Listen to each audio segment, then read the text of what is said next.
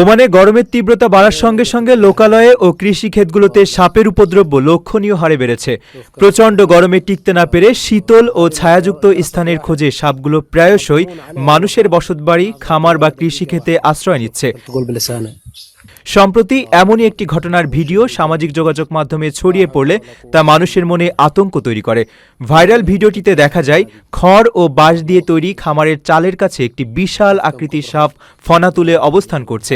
এটি মূলত একটি অ্যারাবিয়ান কোবরা বা স্থানীয় প্রজাতির বিষধর সাপ বলে ধারণা করা হচ্ছে।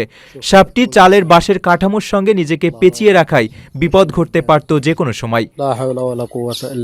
ওমানের পরিবেশ ও বন্যপ্রাণী বিশেষজ্ঞরা বলছেন, গ্রীষ্মকালে তাপমাত্রা যখন অত্যাধিক বেড়ে যায় তখন সাপ ও অন্যান্য সরীসৃপ প্রাণীরা মাটির নিচের গর্ত বা মরুভূমি ছেড়ে অপেক্ষাকৃত ঠান্ডার জায়গার সন্ধানে লোকালয়ে চলে আসে। বিশেষ করে যেসব খামারে খড়, কাঠ বা স্তূপ করে রাখা জিনিসপত্র থাকে সেগুলো সাপের জন্য আদর্শ আশ্রয়স্থল হয়ে ওঠে। এ ধরনের বিষধর সাপের একটি ছোবলই মানুষের জন্য প্রাণঘাতী হতে পারে। স্থানীয় সংবাদ মাধ্যমগুলো সাধারণ নাগরিকদের, বিশেষ করে যারা খামার বা কৃষি কাজের সঙ্গে যুক্ত, তাদের সর্বোচ্চ সতর্কতা অবলম্বনের পরামর্শ দিচ্ছে।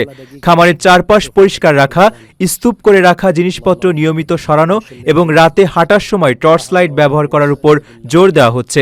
এছাড়া সাপের মুখোমুখি হলে নিচ থেকে তা তাড়ানোর চেষ্টা না করে বা সাপটিকে আঘাত না করে দ্রুত স্থানীয় বন্যপ্রাণী উদ্ধারকারী দলকে খবর দেওয়ার পরামর্শ দিচ্ছেন বিশেষজ্ঞরা।